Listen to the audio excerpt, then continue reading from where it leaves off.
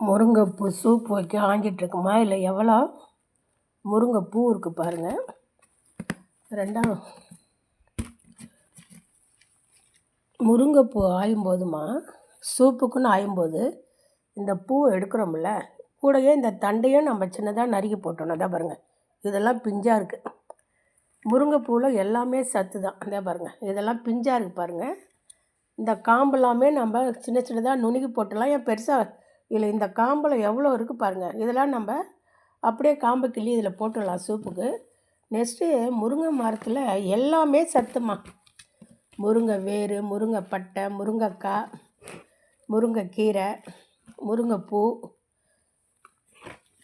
அவ்வளோ சத்துமா. வணக்கம்மா.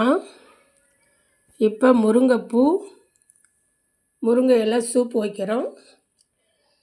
மழை பெஞ்சு ஒரு 10 நாள் ஆகிறதுனால அதான் டஸ்ட்டாக இருந்தேன்னு அலசிட்டோம்மா. ரெண்டாவது இங்கே பாருங்கள், இப்போ இதுக்கு வந்து பூண்டு, வெங்காயம், தக்காளி மட்டும்தான் நசுக்கி வச்சுருக்கேன். நம்ம கிச்சனில் நசுக்கும் போது இந்த மாதிரி ஸ்லாப்பில் இந்த கீழே வருது பாருங்கள், இந்த கட்டை முட்டு கொடுத்துருப்பாங்கள கீழே, இந்த கட்டைக்கு மேலே வச்சு நம்ம நசுக்கணும்னா அடுப்பு சத்தமோ சில்வர் ஜாமான் சத்தமோ இந்த பூண்டு அடிக்கிற தக்காளி இடத்துல யூஸ் பண்ணும்போது சத்தம் கேட்காது. மற்ற இடத்துல வச்சிங்கன்னா சத்தம் கேட்கும். அதனால் இந்த கட்டைக்கு மேலே வச்சு இருக்கிற இடத்துல வச்சு நசுக்குங்க, சரிங்களாம்மா? இங்கே பாருங்கள், நம்ம வீட்டில் விளைஞ்ச மஞ்சள் இது நசுக்கி வச்சுருக்கேன், மிளகு ஜீரகம். இங்கே பாருங்கம்மா, இப்போ தண்ணி கொதிக்குது. முருங்கைப்பூ இதை போடுறேன்பா.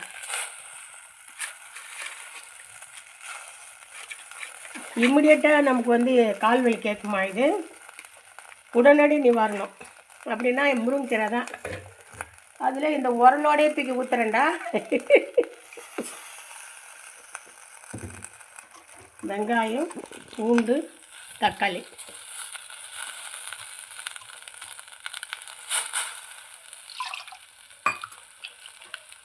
ஊற்றிட்டோமா. அது கூட மிளகு ஜீரகம், மஞ்சள் எல்லாமே ஃப்ரெஷ் ஐட்டமாக. மிளகு ஜீரகம் மட்டும்தான்.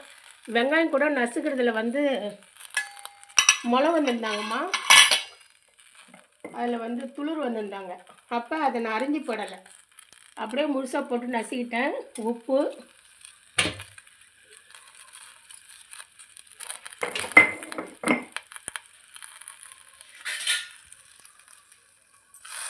நசுக்கி எல்லாத்தையும் செஞ்சு இப்படி கிண்டி விட்டுருவோம்.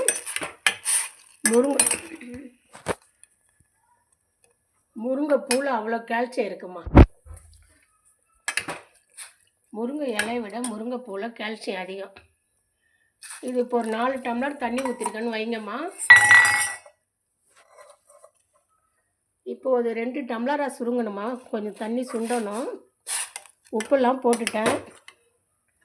முருங்கைப்பூ நல்லா முருங்கைப்பூ, முருங்கை காம்பு, சின்ன சின்ன காம்பு எல்லாம் நல்லா போட்டிருக்கோம் பாருங்கள்.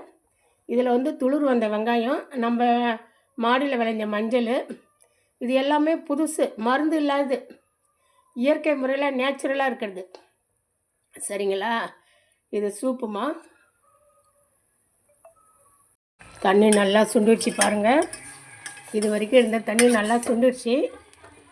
இதுக்கப்புறம் நம்ம வடிகட்டிடலாமா.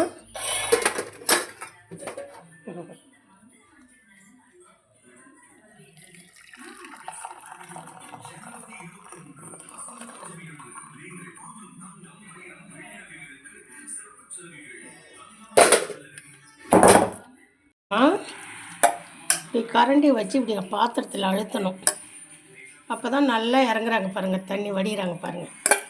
அப்படியே மேலோட்டமானா நமக்கு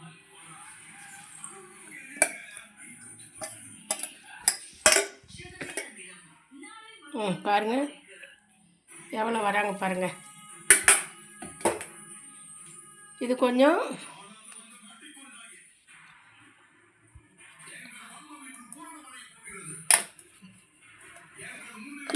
ஆறுனதுக்கப்புறம் நான் கையாலே புழிஞ்சு கொஞ்சம் எடுப்பேம்மா.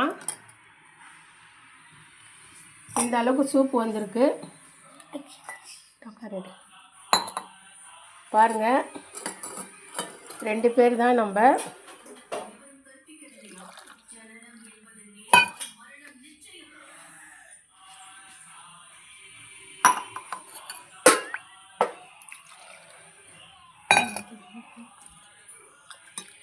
வாங்கம்மா சூப்பு குடிக்கலாம். டாக்டர்கிட்ட போய் பணம் செலவு பண்ணி லைனில் நின்று அது நமக்கு சைடு எஃபெக்ட் கொடுக்குறது.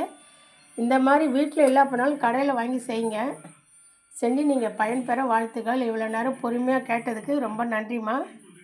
நம்ம சேனலில் அதை நீங்கள் பாருங்கள். நான் நிறைய டிப்ஸு சொல்லுவேன், உங்களுக்கு பயனுள்ளதாக இருக்கும். சப்ஸ்கிரைப் பண்ணுங்கள், ஷேர் பண்ணுங்கள், லைக் பண்ணுங்கள். தேங்க்யூம்மா.